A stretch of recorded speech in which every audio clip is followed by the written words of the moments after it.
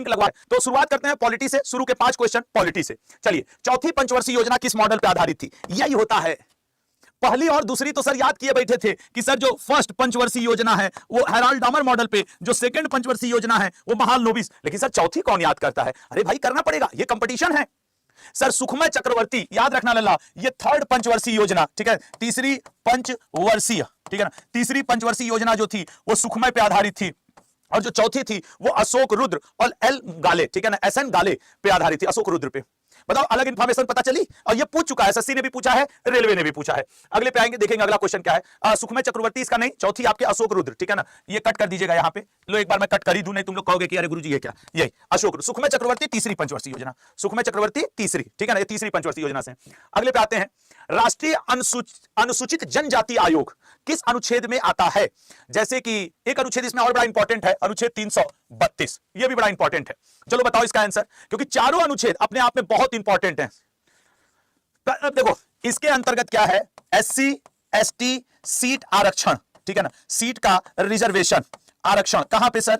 विधानसभा में, विधानसभा में ये दिया हुआ आर्टिकल 332 में। 330 में जाओगे तो लोकसभा में एससी एसटी सीट आरक्षण, ठीक है ना, कि जो एससी एसटी सीट रिजर्वेशन होता है वो लोकसभा में इसके अंतर्गत होता है। अच्छा सर, 338 बी में क्या है? राष्ट्रीय पिछड़ा वर्ग आयोग, मतलब जो OBC other backward class OBC आयोग, राष्ट्रीय पिछड़ा वर्ग आयोग का जिक्र सर हमें आपके आर्टिकल 338 बी में मिलता है। 338 में क्या मिलता है सर? अनुसूचित जाति आयोग, शेड्यूल कास्ट, राष्ट्रीय शेड्यूल कास्ट आयोग, राष्ट्रीय अनुसूचित जाति आयोग, ये इसमें मिलता है सर। क्वेश्चन में क्या क्या है? अनुसूचित जनजाति आयोग 338 ए में है। आप स्क्रीनशॉट ले लो, मेरा भरोसा करो, अगर अनुच्छेद का क्वेश्चन टफ पूछा तो फिर इन 4 में से एक रहता है, या अभी एक और करवाऊंगा पंचायती राज से, उससे पूछेगा। क्वेश्चन नंबर 2 प्लीज इसकी स्क्रीनशॉट ले लो, और फिर क्वेश्चन नंबर 3 मैं लिख के देता हूं कि तुमको इसमें से अगर पेपर कभी पॉलिटी का टफ बनाया तो यहां से रहेगा क्वेश्चन। आई होप कि आप स्क्रीनशॉट ले लिए होंगे। चलिए अगले पे आते हैं सर। 2 के बाद देखो ये तीसरा भी बहुत इंपॉर्टेंट है। तीसरा, ग्राम पंचायतों का चुनाव किस अनुच्छेद में आता है? बताइएगा, ग्राम पंचायत का चुनाव। देखिए सर, आर्टिकल 243 बी, इसमें तो ग्राम पंचायत का गठन है, ठीक है ना, किसका गठन है? ग्राम पंचायत, ग्राम पंचायत का गठन। ये तो मतलब ये नहीं हो सकता। आर्टिकल 243 के या डी तो सर रटा हुआ होगा यार, कि वो पंचायती राज में आरक्षण, जो महिला आरक्षण है महिलाओं के लिए, और एससी एसटी आरक्षण कहां? पंचायती राज में, ठीक है ना, पंचायत राज में ये आरक्षण। उसी तरीके से 243 टी नगर निगम में, नगर निगम में आरक्षण, वही कौन सा? महिलाओं का, एससी का, एसटी का आरक्षण, सीट आरक्षण चुनाव लड़ने के। तो राइट आंसर क्या हुआ सर? 243 के।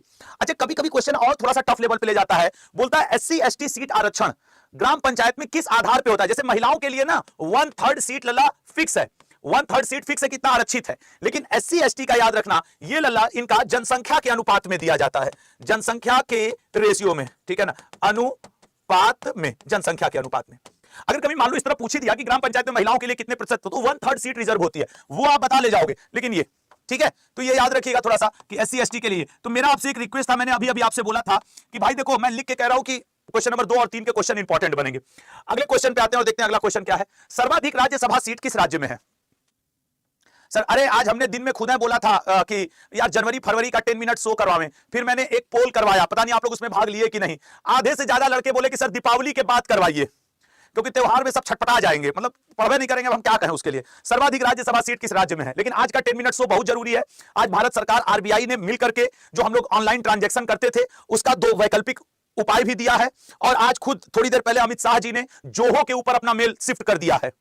तो आज 2 बड़ी घटनाएं हुई हैं, लेकिन जो आम जीवन से जुड़ा है वो जानना जरूरी है, क्योंकि आप ही वो हैं जो कल सुबह हो सकता है आज रात 12 बजे के बाद गुलगप्पा खाने जाएं और पेमेंट करें तो ऑप्शन कुछ और देने लगे, तो आप घबराए रहे, अरे ससुरा ये क्या हो गया, ऐसे आप पिन डालने से पेमेंट क्यों नहीं हो रहा है, या 2 ऑप्शन और क्यों सुझा रहा है, ये हो सकता है। खैर, सर्वाधिक राज्यसभा सीट, अब चलो इसको बताओ। ये तो देखो जब चुनाव होता है उससे संबंधित है, ठीक है ना। तो बिहार में तो चुनाव है सर, लेकिन राज्यसभा का नहीं, विधानसभा का सीट है। बिहार में सर 16 सीट है, तमिलनाडु में 18 है, महाराष्ट्र में 19 है, कर्नाटक में 12 है। तो राइट आंसर क्या हुआ? महाराष्ट्र। वेस्ट बंगाल में भी 16 राज्यसभा सीट है, ठीक है, 16 राज्यसभा सीट है। अगले पॉइंट पे आएंगे, नेक्स्ट क्वेश्चन 4 5वां देखो। संविधान में अनुसूचित जाति के सदस्य कितने थे? कल मैंने एक ऐसा क्वेश्चन कराया था, अब जिसको याद हो वो मार लेगा टिक, जो नहीं देखो संविधान सभा में सर 289 आफ्टर बंटवारा, ठीक है ना, 389 बिफोर बट, अच्छा 389 लिखते हैं। संविधान सभा के 389 थे टोटल सर। जिस इसलिए टोटल लिखा क्योंकि यहां पे देसी रियासत की संख्या मुझे लिख गई, जिसमें सर देसी रियासत, ये देसी रियासतों की संख्या कितनी थी? 93। 26 थे सर अनुसूचित जाति के, 33 थे सर एसटी से, और 15 सर वुमेन, ठीक है ना, 15 महिला हुआ करती थी संविधान सभा में। तो ये आप थोड़ा सा याद रखेंगे, ठीक है ना, ये आप याद रखेंगे। इसमें भी 292 सीट पे जनरल के लिए ओपन था, मतलब सब लोग, और 4 कमिश्नरी वाले थे, ये भी पूछ देता है। चलिए, तो इस क्वेश्चन का राइट आंसर क्या है? 26। अब 5 क्वेश्चन हो गए तो पॉलिटी खत्म। और अच्छा, ये ख्वाउर आ गया क्या? प्रारूप समिति में डीपी खेतान की जगह किसने नियुक्त किया गया था? एक्चुअली मैं हर सब्जेक्ट के 5 क्वेश्चन लेके समझाता हूं। प्रारूप समिति, सर ये वही प्रारूप समिति है जिसके अध्यक्ष बाबा साहेब भीमराव अंबेडकर जी थे। कौन थे अध्यक्ष? बाबा साहेब भीमराव अंबेडकर जी थे। सर ये वही प्रारूप समिति है जिसमें टोटल 7 सदस्य थे, लेकिन 2 सदस्य ऐसे थे मेरे भाई दोस्त लल्ला, जो कि एक लोग मृत्यु के कारण और एक लोग किसी अन्य कारण से हट गए थे। बीएल मित्र की जगह एन माधवराव को लाया गया था, बीएल मित्र की जगह एन माधवराव को लाया गया था, और टीटी कृष्णाचारी, डीपी खेतान जी की जगह टीटी कृष्णाचारी जी को लाया गया था। ये याद रखिएगा, ठीक है ना। संविधान सभा में जो कई समितियां बनी थी, झंडा समिति, सलाहकार समिति, ऐसे करके संघ संविधान समिति, तो एक बनी थी ड्राफ्टिंग कमेटी, या फिर आपके क्या उसको कहा था, प्रारूप समिति, अध्यक्ष डॉक्टर बाबा साहेब भीमराव अंबेडकर जी। तो इसका राइट आंसर होगा टीटी कृष्णाचारी, और इन्हीं 2 का पूछता भी है, ठीक है। अगले पॉइंट पे आएंगे। तो सर आई थिंक पॉलिटी अब खत्म हो जाना चाहिए। यस, अब स्टैटिक जीके पे आ जाते हैं। 5 क्वेश्चन स्टैटिक जीके के। निम्न में से कौन सी योजना, मैं रोज आजकल एक बात आपको बताता हूं कि लल्ला आप 2025 में हो, आज आपके 8 अक्टूबर हो गई, इसका मतलब है कि आपसे 2000, मैंने पिछला एमटीएस उठा के देख लो, चाहे पिछला Uttar Pradesh police, CGL, CHSL, UPSI, कोई भी उठा के देख लो, जिस सन में पेपर होता है उसके 10 साल पिछला योजना पूछता है। एक डिकेड का अंतर रखता है 10 साल का स्टैटिक में। तो यहां पर मैं तुम्हें कुछ योजना बताऊंगा, जैसे कि Namami Gange, gold scheme, smart city, Beti Bachao Beti Padhao, ये सब योजना कब आई थी? सर 2015 में। ये क्या, निम्न से कौन सी योजना? मेक इन इंडिया योजना 2015 में शुरू हुई थी, जबकि श्रम एवं जयते 2014 की योजना है। स्टार्टअप तो भारत 2016 में शुरू किया था, स्टार्टअप इंडिया 2016 में, और आपके सतत विकास सस्टेनेबल योजना ये 2018 की योजना है। 2015 में मेक इन इंडिया, स्वच्छ भारत अभियान, स्मार्ट सिटी अभियान, आपकी क्या कहता है, बेटी बचाओ बेटी पढ़ाओ, हरियाणा के पानीपत से मोदी जी ने लॉन्च किया था। उसके अलावा गोल्ड स्कीम योजना, सब 2015 की है, ठीक है। तो आइए अगले पे आते हैं। अगला क्वेश्चन क्या है सर? दक्षिणेश्वर मंदिर कहां स्थित है? मैंने पिछले साल इसको पढ़ाया था, बीच में 1-2 बार और पढ़ाया होगा। दक्षिणेश्वर मंदिर कर्नाटक में तो नहीं है, देखो जो सी तुम लिख रहे हो ना, कर्नाटक में ऐसे मिलता जुलता एक नाम है गोमेतेश्वर। गोमेतेश्वर का मंदिर, गोमेतेश्वर जी का मंदिर जो है वो कर्नाटक में है। तमिलनाडु में अगर तुम चले जाओगे, तमिलनाडु में से तो बहुत मंदिर हैं, चलो मैं शोर मंदिर लिख दे रहा हूं, शोर मंदिर महाबलीपुरम में, रथ मंदिर महाबलीपुरम में, ये सब है। केरल में चले जाओगे तो सबरीमाला, ठीक है, क्योंकि ये पूछता है, तो सबरीमाला मंदिर बहुत फेमस है।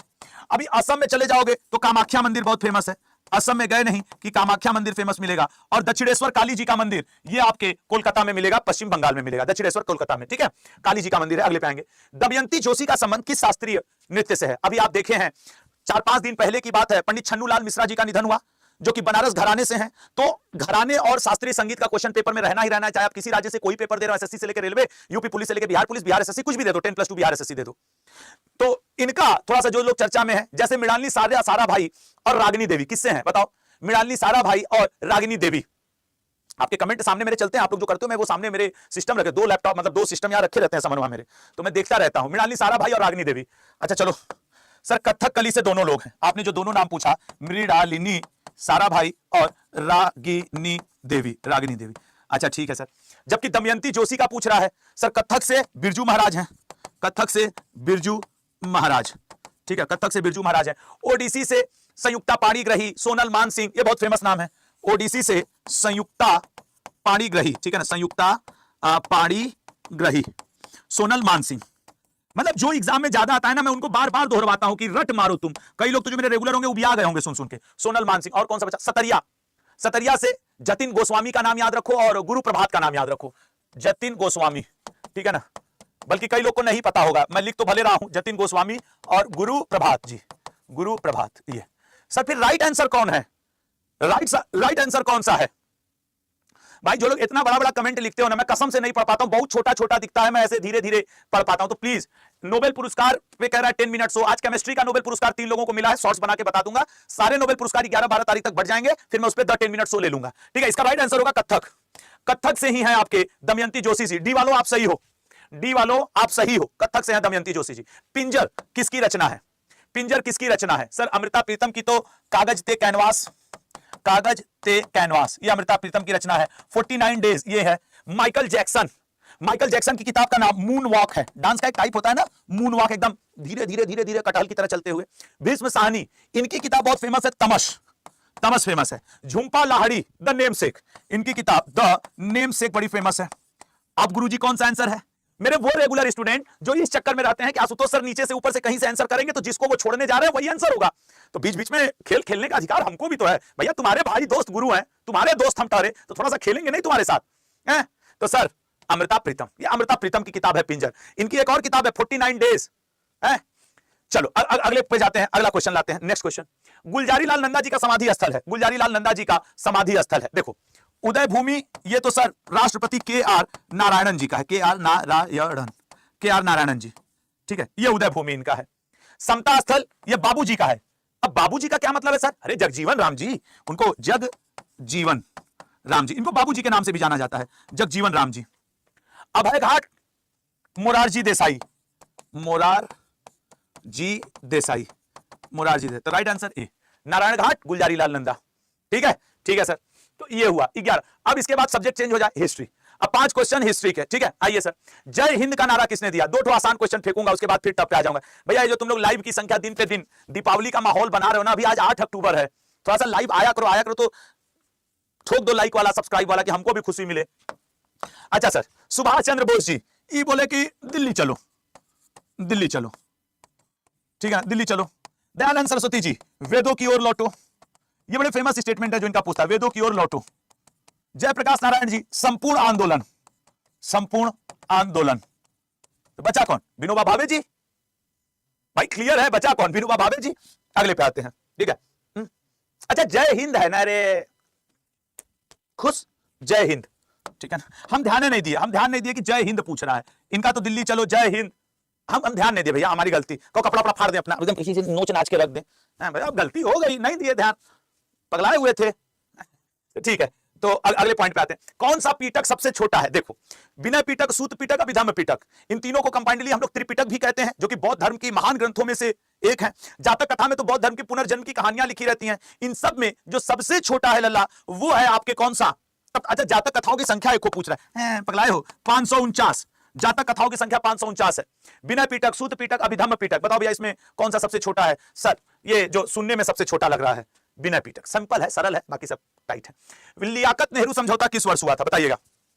इससे पहले कि आप आंसर करें, देखो शिमला समझौता एक्चुअली 2 बार हुआ था। एक बार 1972 में भी हुआ था और एक बार 1945 में भी, ठीक है ना, में भी 1945 में भी हुआ था शिमला समझौता। तो कई स्टूडेंट पढ़ाने के बाद भी लिख देते हैं कि गुरु वो शिमला समझौता, तो ये 1945 में भी हुआ था और 1972 में भी। 1960 में तो सर सिंधु जल समझौता, आजकल हम लोग पाकिस्तान के साथ सिंधु जल समझौता। ये आज मैं तुम लोग को ना, एक भारत पाकिस्तान का जब एशिया कप फाइनल चल रहा था तो एक शॉर्ट्स बड़ा फेमस हुआ था, वो शॉर्ट्स मैं इसके तुरंत बाद डालूंगा। 10 मिनट शो इसके बाद है, क्योंकि आज यूपीआई पेमेंट का तरीका भारत सरकार ने बदल दिया है, आरबीआई ने। वो आज रात 12 बजे से लागू हो जाएगा, 8 अक्टूबर रात 12 बजे के बाद वो लागू हो जाएगा। तो हम लोग जो रेगुलर पेमेंट करते थे स्कैन करके या नंबर उम्र डाल के, उससे थोड़ा 2 अलग वैकल्पिक तरीके भी आपको दिए जाएंगे कि बिना पिन कोड डाले भी आप पेमेंट कर सकते हैं। ये आज 8 अक्टूबर 2025 से लागू हो जाएगा पूरे भारत में। तो वो मैं आपको बताऊंगा और उसके बाद एक शॉर्ट्स डालूंगा, तुम लोग उसको जरा देखना। पाकिस्तान और भारत के ऊपर है, बड़ा मजेदार, हमको हंसी कॉमेडी का वो शॉर्ट्स लगा, और तुम लोग अपना रिएक्शन उस शॉर्ट्स पे जरूर देना, मैं पढ़ूंगा उस शॉर्ट्स पे, जरूर डालूंगा। असल लियाकत नेहरू समझौता गुरु 1950 में हुआ था। तो 1966 में क्या हुआ था? भूल गए? ताशकंद समझौता, जिसके अंतर्गत आपके आदरणीय गुजरी के लाल, आपके स्वर्गीय श्री लाल बहादुर शास्त्री जी का निधन हुआ था। ताशकंद समझौता, ये ठीक है, ताशकंद समझौता। अगले क्वेश्चन पे जाएंगे तो इसका 1950 होगा, लियाकत नेहरू समझौता। अगला क्या है? किस हत्याकांड का संबंध मदन लाल धिंगरा से है? देखो 4 ही हत्याकांड, चाहे रेलवे हो, एसएससी हो, यूपी हो, बिहार हो, कर्नाटक हो, हैदराबाद हो, 4 ही हत्याकांड के क्वेश्चन आपसे पूछते हैं वनडे एग्जाम में। तुम एमपी पुलिस दे दो, एमपीएसआई दे दो, या फिर तुम यूपीएसआई और सीजीएल सीएचएसएल दे दो। हाँ, कोर्स बेचने के लिए मैं अलग नाम पे, भाई ये वाला बस एमपीएसआई में पूछ सकता है, एसएससी में यही पूछेगा, ई मैं कर सकता हूं, हर कोचिंग वाले करते हैं। लेकिन ईमानदारी की बात है कि जीएस तो जीएस है। किस हत्याकांड का संबंध मदन लाल धिंगरा से है? बताइएगा। सर ये जो आयरस्ट एंड एवं कमिश्नर रैंड की हत्याकांड है ना, एक हिस्ट्री में तुम लोग सुने हो, बड़ा फेमस नाम, चापेकर बंधु, नाम सुने हो? चापेकर बंधु, चापेकर ब्रदर्स, इन दोनों लोगों ने, ये ससुरे प्लेग वालों के ये दोषी थे, इनको जाके मारा था। डायर हत्याकांड, उधम सिंह जी का नाम सुने हो? लंदन पहुंच के मारे ससुरे को, उधम सिंह जी, उधम सिंह जी, डायर को जाके 2 गोली ठोक दिए कि ले सारे मर। और जैक्सन हत्याकांड की बात करें तो अनंत लक्ष्मण,